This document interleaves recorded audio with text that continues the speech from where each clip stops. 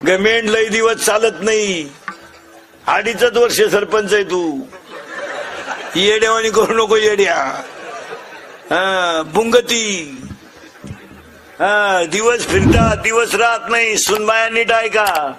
जरा सासू सासऱ्याला त्रास द्यायचं कमी करा. 4 गुरुवार केले असतील ना. आज संपले ना. काय बावळ्याचा बाजार झाला. 4 पैकी एखाद्या गुरुवार नवऱ्याच्या बाया पडली होती का?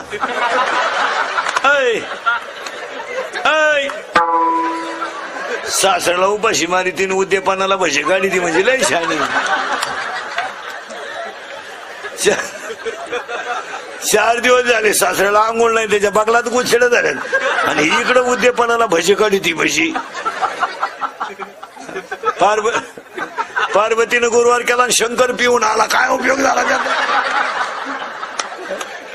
पार्वतीचा दणका उठलाय. दुर्गे दुर्गट भारी तुझविन संसारी, अनाथ नाती आम्ही करुणा विस्तारी. शंकर आला काळ्या पिशीत मतान घेऊन. कपून टाकेन कपून मुतला शंकर चड्डीत.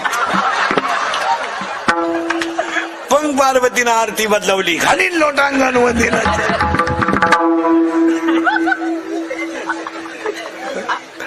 काय घेऊन बसले महाराज तुम्ही? त्याचा उपयोग आहे का काही? गडी देखणालाही पण गडी नाही.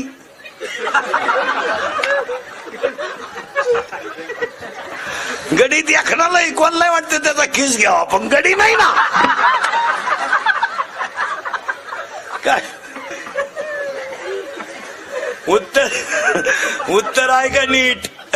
उत्तर लिहून घ्या. साबरीचं वन लावून फायदा नाही. नीट आहे का? साबरीचं वन लावून फायदा नाही. नपुसक पुरुष फायद्याचा नाही. उसाला आलेला तुरा फायद्याचा नाही. ज्ञान नसणारा माणूस फायद्याचा नाही. काय उपयोग? पुढची यादी ऐका. वाऱ्याचं धावणं कधी स्थिर नाही. वाऱ्याचं धावणं कधी स्थिर नाही. शेळीचं चरणं कधी समाधानाचं नाही. लहान पोराचं मन कधी स्थिर नाही. आणि चोरीचं धन कोणाला लाभ नाही. पुरावा 18वा अध्याय. वारियाचे धावणे का शेळीचे चरणे, बालकाचे मन का चोरीचे धन. उपयोग नाही त्याला. पुढे ऐका. मुंगी किती फिरू द्या, मेरू पर्वत कधी ओलांडू शकत नाही. मुंगी किती फिरू द्या, मेरू पर्वत कधी ओलांडू शकत नाही. मासा किती पोहू द्या, समुद्र कधी तरू शकत नाही. पापाची लक्ष्मी किती कमवा, तुम्ही सुखानं जगू शकत नाही. पुढचे 4 वाक्य ऐका. जेवढे घुसतील डोक्यात तेवढे नीट ऐका वाक्य. हरण्याला आग लागली की हरणाला पळून जावा सांगावं लागत नाही. अरण्याला आग लागली की हरणाला पळून जावं सांगावं लागत नाही.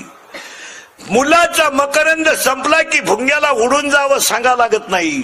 तुमचा खिस्सा रिकामा झाला की तुमचे मित्र तुमचे अपाच दुश्मन होतात, त्यांना बाजूला काढण्याची गरज नाही. एकदा तुमचा खिस्सा रिकामा झाला आणि अंगातली ताकद संपली का तुम्ही ज्यांना आयुष्यभर पाजली सगळे कौरे क्षेत्राच्या बाहेर. जन हे सुखा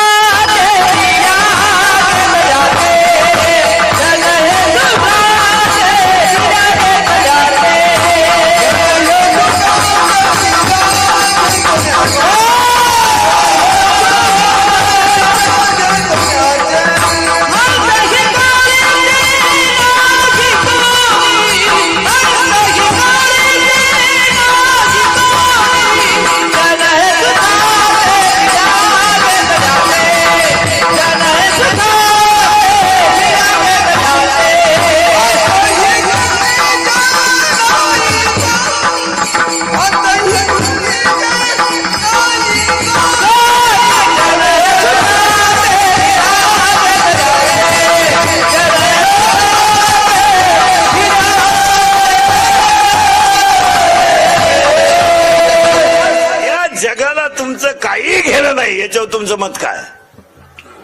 फॉर्म भरायला अख्खं गाव, प्रचाराला अख्खं गाव, रसा प्यायला अख्खं गाव. उमेदवार पडला, एकटाच घरी आला. कार्यकर्ते गायब. कार्यकर्ते दुसऱ्याच्या गुलालात गेले. जिंदाबाद. परत सकाळी याच्या घरी आले. आपलं गावच नालायक आहे, पाडलं हो तुम्हाला.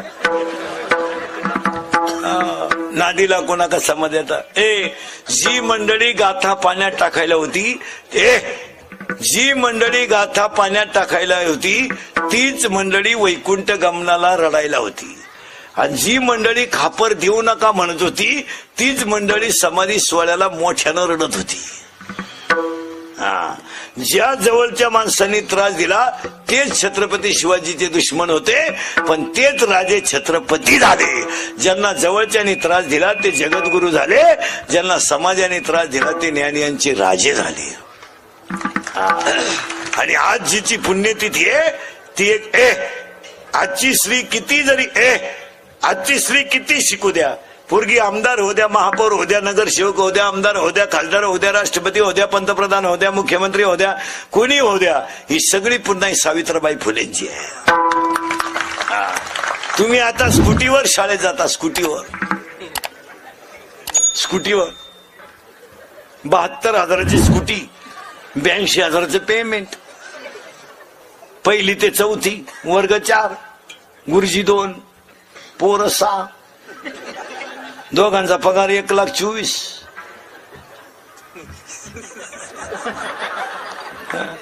तुम्ही स्कूटीवर शाळेत जाता पण त्या बिचाऱ्या माऊलीला लोकांची मुलं शिकतात म्हणून शेण खावं लागलं तेव्हा तुम्ही स्कूटीवर आलात.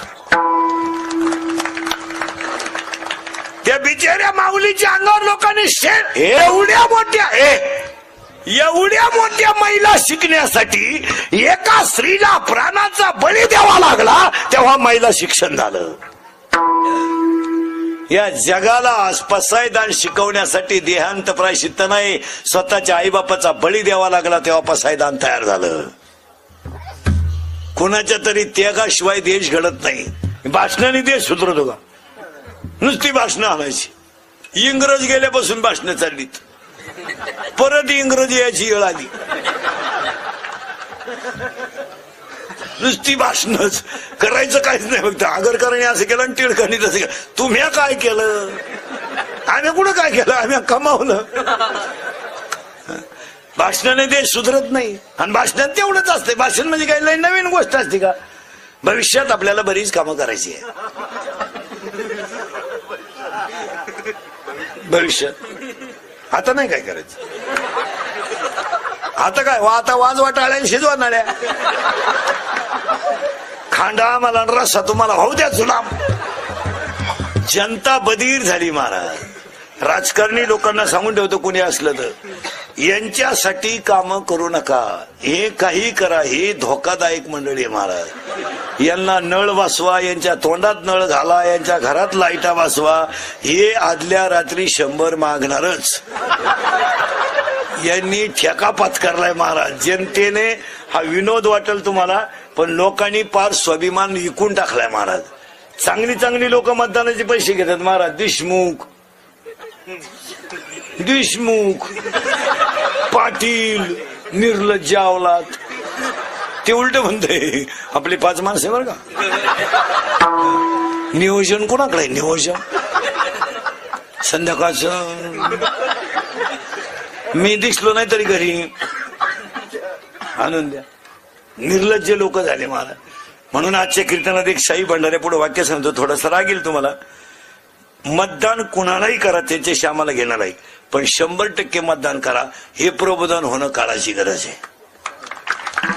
तुम्ही कुणालाही करा, काय राजकारणाचा आमचा काही संबंध नाही आणि आम्ही बिलकुल नाही घेत नाही. पण पाया पडून सांगतो, बसलेल्या लोकांना लोकशाहीने दिलेला अधिकार आहे तो बजवा. 100% मतदान जेव्हा होईल तेव्हा तुम्हाला पाहिजे ती व्यक्ती निवडून येईल.